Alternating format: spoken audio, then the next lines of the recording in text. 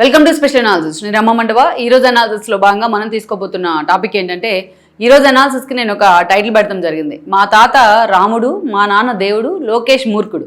ఈ డైలాగ్ మీకు గుర్తుందా అని చెప్పేసి నేను టైటిల్ పెట్టాను. దాని కంటిన్యూషన్గా ఇక నుంచి మనం కొత్త లొకేషన్ చూడబోతున్నామా అని చెప్పి కూడా నేను ఇంకో టైటిల్ కూడా ఇవ్వడం జరిగింది. ఆ అంశం గురించి ఈరోజు మనం మాట్లాడుకునే ప్రయత్నం చేద్దాం.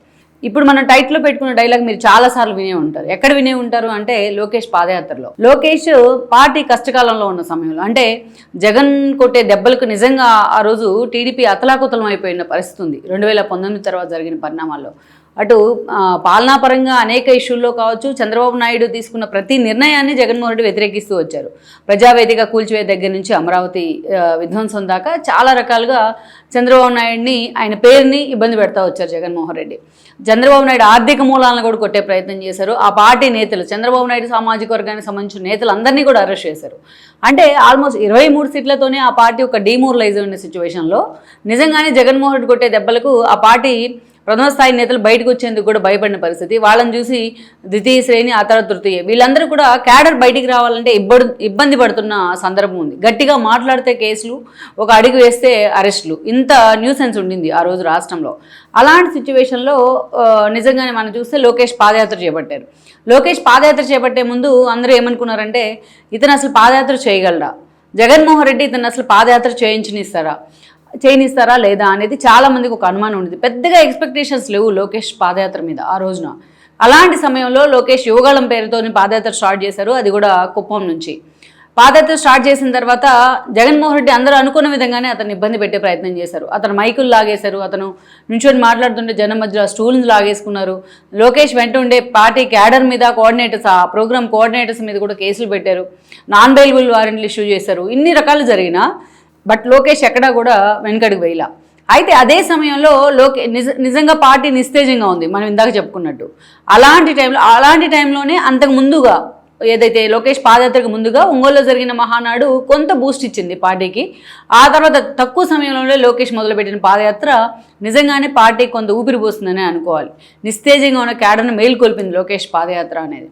ఎందుకంటే కుప్పంలో స్టార్ట్ అయింది, ఆ తర్వాత రాయలసీమ జిల్లాలకు వచ్చేటప్పటికి, అనంతపురంలో వచ్చేటప్పటికే నిజంగా జనం మొత్తం కూడా లోకేష్కి పూర్తి స్థాయిలో ఓన్ చేసుకునే ప్రయత్నం జరుగుతూ వచ్చింది. అప్పటికే ఆ మిగతా కర్నూలు కానీ, కడప, ఈ 2 జిల్లాలు పూర్తి చేసుకున్న తర్వాత నెల్లూరు జిల్లాలోకి పాదయాత్ర ఎంటర్ అయింది. నెల్లూరు జిల్లాలోకి ఎంటర్ అయిన తర్వాత మొత్తం పూర్తిగా జనసంద్రమైంది నెల్లూరు జిల్లా. ఆ రోజున చూసినట్లయితే పాదయాత్రని అప్పుడే లోకేష్ పూర్తిగా ఎవల్యూట్ అయ్యారు నెల్లూరు జిల్లాకు వచ్చేటప్పటికే. ఈవెన్ ప్రకాశంలోకి వస్తే అది ఒక ప్రభంజనం. పూర్తి స్థాయిలో ప్రకాశం జిల్లా హక్కును చేర్చుకుంది లోకేష్ను. ఆ తర్వాత మనం చూస్తే అటు పల్నాడు కానీ ఇవన్నీ ఇక లోకేష్ నడవలేదు. పాదయాత్ర రూపంలో జనమే ఆయన నడిపించుకుంటూ తీసుకెళ్లేదు. అయితే ఎక్కడికి వెళ్ళినా లోకేష్ మహిళలకి కానీ, చిన్నపిల్లలకి ప్రయారిటీ ఇవ్వడం, వృద్ధులకి ప్రయారిటీ ఇవ్వడం,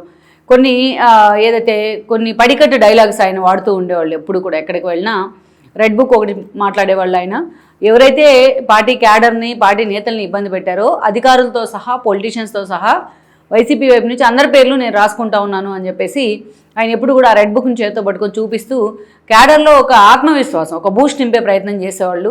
సో అది బాగా వైరల్ అయ్యేది. దాంతోపాటు హలో లోకేష్ లాంటి ఒక కార్యక్రమం తీసుకున్నారు ఆయన. ఎక్కడికి వెళ్ళినా అటు ఏదో ఒక కార్నర్లో ఏదో ఒక సామాజిక వర్గంతో భేటీ కావడము, సామాజిక వర్గ ప్రతినిధులతో, లేకపోతే ఈ తరం స్టూడెంట్స్తో భేటీ కావడము అని ఆ కార్యక్రమంలో చాలా హుందాగా ఆయన ప్రశ్నలు చెప్పే తీరు కూడా లోకేష్ ఎంత ఎవల్యూట్ అయ్యాడు అనేది జనం ముందు నిలబెట్టింది ఆ పాదయాత్ర.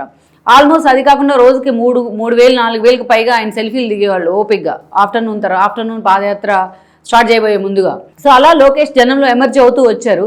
But at the same time ఆ రోజు ఎక్కడికి వెళ్ళినా లోకేష్ ఒక టాప్ డైలాగ్ వాడేవాళ్ళు. పేలిపోయేది ఆ డైలాగ్ పాదయాత్రలో.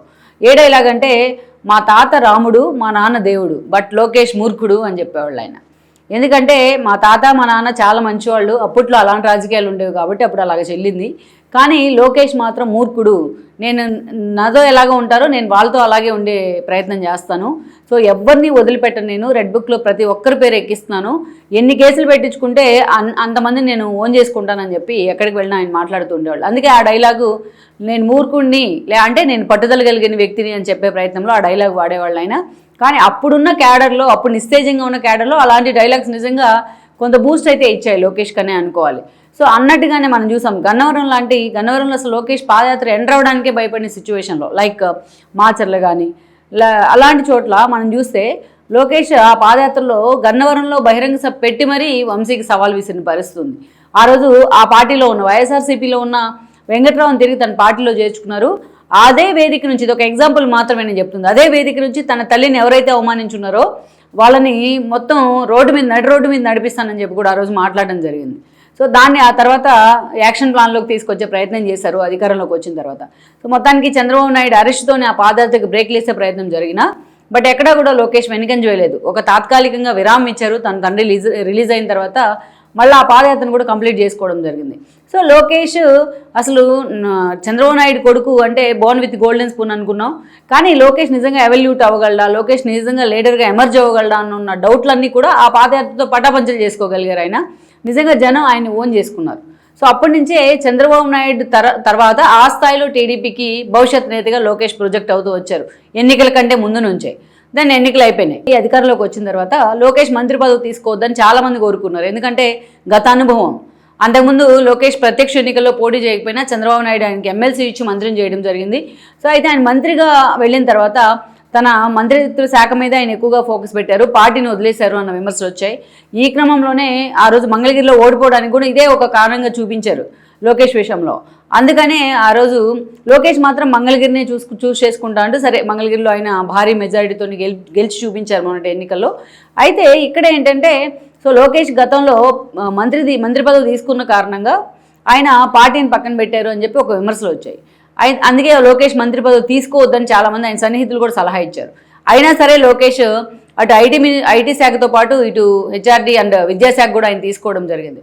సో కొన్ని విమర్శలు వచ్చినా బట్ తన పనితీరుతో ఆయన ఈ 2 ఏళ్లుగా అందరికీ సమాధానం చెప్పే ప్రయత్నం చేస్తున్నారు. కేవలం ప్రత్యర్థులకే కాదు, టీడీపీలో ఉన్న వాళ్ళకు కూడా, టీడీపీ నేతలు ఆయన మీద ఎక్స్పెక్టేషన్స్ లేని వాళ్ళకు కూడా తన పనితీరుతో సమాధానం చెప్తా ఉన్నారు.